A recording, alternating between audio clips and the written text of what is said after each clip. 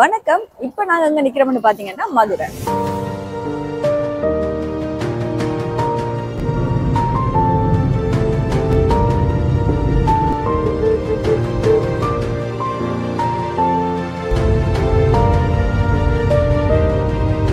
இது தெப்பக்குளம் மதுரையில இருக்கிற இந்த தெப்பக்குளத்துக்கு பக்கத்திலேயே சேலைகள் நெய்யறதுக்காக இந்த நூல்களை தயார்படுத்தி கொண்டு இருக்கிறாங்க. என்னதான் செய்யறாங்க வித்தியாசமா இருக்குன்னு அவங்கள்ட்ட போய் கதைப்போம்னு தான் யோசிக்கிறேன். அவங்கள கொஞ்சம் பிஸியா இருக்கிறாங்க. ஏன்னா இப்ப டைம் பாத்தீங்கன்னா 9 கால் ஆயிட்டு. இந்த 9 காலுக்கும் அவங்க தங்களோட வேலைகளை சுறுசுறுப்பா செய்து கொண்டிருக்கிறாங்க. சாரிக்கு பச போடுறாங்களாம் கேட்போம் அவர்கிட்ட. கிளீன் பண்ணி கொடுத்துருவோம். பூரா சுத்தமா அந்த வேஸ்ட் எல்லாம் எடுத்துட்டு சுத்தம் பண்ணி கொடுத்தா தறிக்கு போய் டிசைன் கொடுக்க சரியாயிடும். இது சேலைக்கு. ஆமா, எல்லாமே சேலைக்கு தான். அப்ப இந்த கலர் எல்லாம் இது முந்தி அது இது வரும். சாரியுடைய முந்தி வருதுல்ல, அந்த மாதிரி இது கரைக்கு போறது. பசை போட்டு வேஸ்ட் எடுத்து கொடுக்குறோம். இது உடனே செய்து முடிச்சிடுவீங்களா? இது 1 மணி நேரம் ஆகும். 1 மணி நேரம் 1.5 மணி நேரம் ஆகும். அது சுத்தம் பண்றதுக்கு 1 மணி நேரம் 1.5 மணி நேரம் ஆகும். அதோட இதை எடுத்துடுவீங்க இந்த நூலை? ஆமா, அடுத்து அந்த மாதிரி எடுத்து சுத்தம் பண்ணி நீட்டுவோம். அப்படி. இங்கதான் சாரிக்கு பேமஸ் அப்படியா? ஆமா.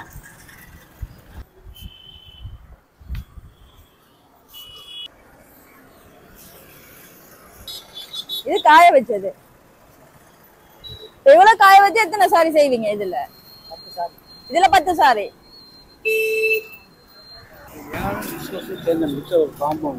விலங்குல ஒரு ஜான் விஸ்கோஸ் சேர்ந்த காம்பவுண்ட் தான் இது. இது ஹேண்ட்லூம் சாரீஸுக்காக உபயோகம் ஆகும். ஹேண்ட்லூம் சாரீஸ்னாலே ஃபேமஸ். ஓகே. அதை நீங்க இப்படி பசையெல்லாம் போட்டு காய வச்சு கொடுப்பீங்களா? பசையில வேஸ்டேஜ் டையிங் பண்ணும்போது வேஸ்டேஜ் ஆகும்ல, அந்த வேஸ்டேஜ் எல்லாம் எடுத்து கொடுப்போம். ஒரு சேலை நெய்கிறதுக்கு 11 குடும்பம் வேணும். ஒரு சேலை நெய்கிறதுக்கு திறமையான 2 நாள் ஆகும். மட்டமான நாள்னா 6 நாள் நெய்வார்.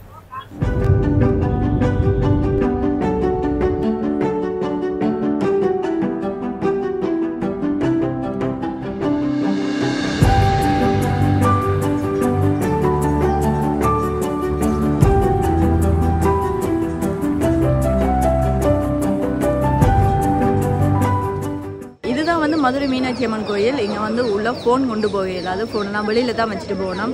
அதனால உள்ள என்ன நடக்குதுன்னு எல்லாம் எங்களால் காட்ட இயலாது. முன் தோற்றத்துக்கு காட்டியிருக்கு. இதுதான் மதுரை மீனாட்சி அம்மன் கோயில்.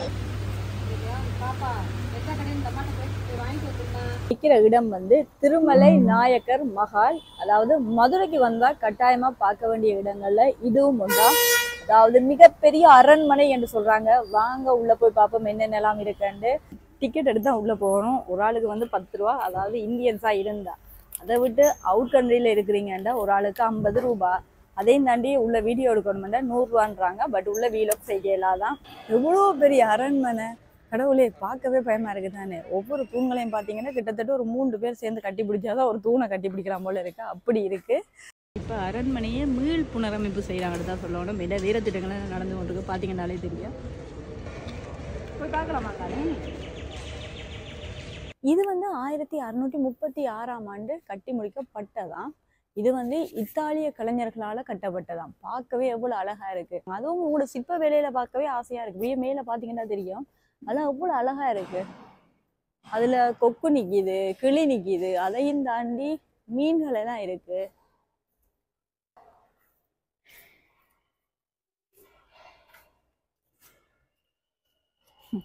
இது குதிரை.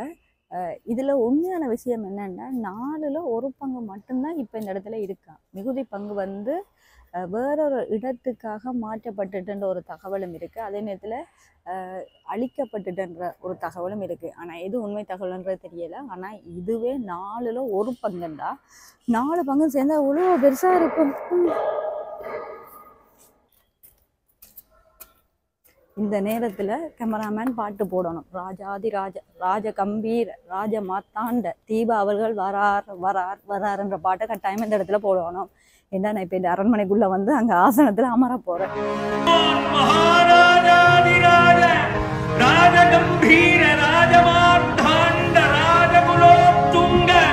ராஜகுல திலக ஈரே 14 லோகத்தின்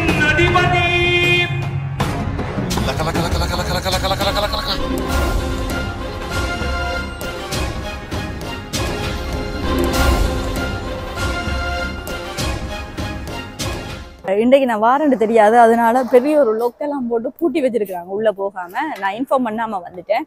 ஏன்னா நான் தான் சொல்லியிருக்கிறேன் பூட்டியே வைக்க சொல்லி, எந்த சிம்மாசனம் தானே வேற யாராவது உள்ள போயிடுவாங்கன்ட்டு. சரி என்ன செய்யறது, அங்கேருந்து வீரமா வேற நடந்து வந்துட்டு எடிட்டர் நான் அதுல இருக்கிற மாதிரி சேர்த்து என்னை வெட்டி உட்கார வச்சு எடிட் பண்ணிடு கட்டாயமா.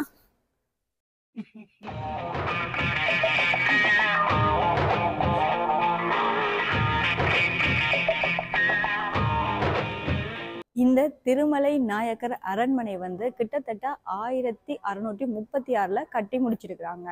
இதை கட்டுறதுக்கு உதவி செய்ததுதான் வந்து இத்தாலிய கலைஞர்கள். ஆனா இது யாரால கட்டப்பட்டதுன்னு கேட்டீங்கன்னா திருமலை நாயக்கரால கட்டப்பட்டது.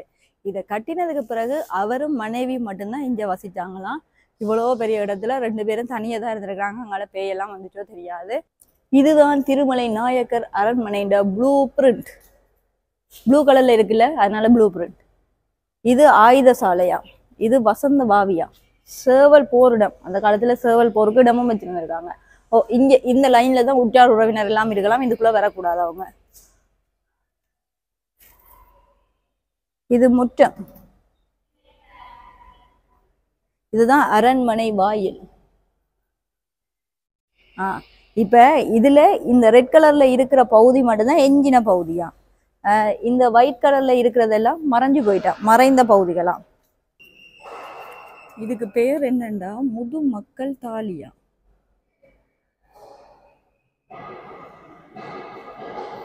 ஆனா இது மண்ணால செய்யப்பட்டது. எல்லாரும் இதை பார்த்துட்டு நினைச்சிடாதீங்க, இது அந்த காலத்துல நிறைய பேர் இருப்பாங்க தானே, அப்ப அதனால சமைக்கிறதுக்கு பயன்படுத்தப்பட்ட பானை அப்படியெல்லாம் யோசிச்சிடாதீங்க. இதை சர்ச் பண்ணி பார்த்ததுக்கு அப்புறம் தான் இதை பத்தி தெரியுது. இது என்னன்னா அந்த காலத்துல இறந்த உடல்களை புதைக்கிறதுக்கு பயன்படுத்தப்பட்ட ஒரு கொள்கலனா. எப்படி இதுக்குள்ள வச்சிருப்பாங்க, ஒருவேளை அடிச்சு முறிச்சு வெட்டி பீஸ் பீஸா வச்சிருப்பாங்களோ அதெல்லாம் தெரியல. ஆனா அந்த காலத்துல இறந்த உடல்களை புதைக்கிறதுக்கு பயன்படுத்தப்பட்ட கொள்கலன். இப்பதான் சவப்பட்டி அப்படி இப்படின்னு நிறைய சொல்லுவாங்க. அந்த காலத்துல அப்பவே இறந்ததுக்கு பிறகும் மண்ணுக்குள்ள கூலா இருக்கணும்னு மண்ணாலான ஒரு பானைக்குள்ள வச்சு புதைச்சிருக்காங்க.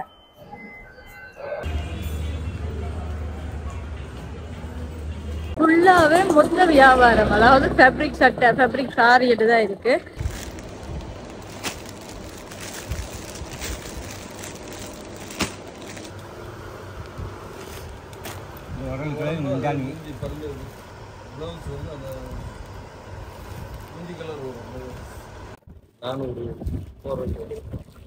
எனக்கு கொஞ்சம் ரஃபா இருக்கு, இது நல்லது அப்படியா? அது சாப்பிட்டு அந்த இந்த என்ன 450. இது 450. இதுல வேற டிசைன் இருக்கா இல்ல இது வேற டிசைன் காட்டுங்க. இது ஃபுல்லா இருக்கு. இல்ல இது வந்து இந்த இதுல பூராமே இருக்கு, ரேஞ்ச் கூடல உங்களுக்கு. இது எவ்வளவு? இது ஒரு ஃபினிஷிங் காட்டன், இது மதுரை காட்டன் சுங்குடி. இது மதுரை காட்டன் சுங்குடி. இது எவ்வளவு? இது 700 ரூபாய், இது 800 ரூபாய்.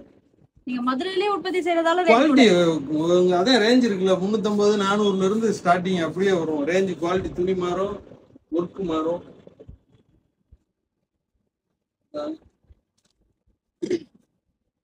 ஃபினிஷிங் சாஃப்ட்டா இருக்கும். டார்க் கலர் ஒன்று, இது எவ்வளவு? Light colour. Rangeela with blouse என்ன ரேட்டு? விகேபி.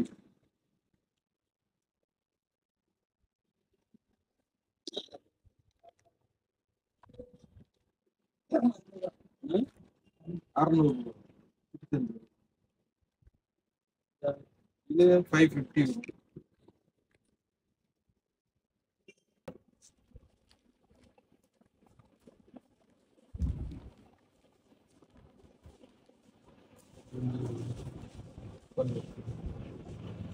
இதுல என்னென்ன கலர் இருக்கு?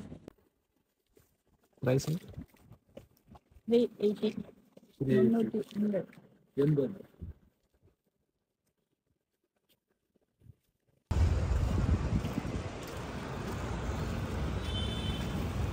இது ஃபுல்லாவே உடுப்பு கடை மட்டும்தான். இங்க உடுப்புகள் எல்லாமே குறைஞ்சது வந்து ஒரு 150 ரூபாயில இருந்து ஆரம்பிக்கிறதா சொல்லுவாங்க.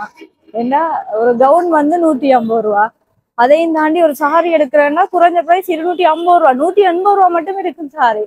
அதாவது ஒரு நாள் வந்தோம்டா இந்த இடம் ஃபுல்லா சுத்தி பார்த்து தேடி எடுத்தா நிறைய எடுத்துட்டு போகலாம். அதாவது ஒரே இடத்துல எல்லாம் கிடைக்காது. இப்போ ஒரு இடத்துல வந்து சாரி ரேட் குறைவா இருக்கும், ஒரு இடத்துல வந்து டாப் ரேட் குறைவா இருக்கும், ஒரு இடத்துல வந்து டிஷர்ட் ரேட் குறைவா இருக்கும். அப்படி ஒவ்வொரு இடத்துலயும் ஒவ்வொரு பொருள் ரேட் குறைவா இருக்கு. ஆனா மதுரைக்கு வந்தீங்கன்னா மதுரையில சாரி டாப் அதையும் தாண்டி கவுன் இதெல்லாம் நல்ல ரேட் குறைவா எடுக்கலாம். அதாவது நாங்க வீட்டுக்கு போடக்கூடிய ஒரு சட்டை வந்து 180 ரூபாயில இருந்து ஆரம்பிக்கிறாங்க.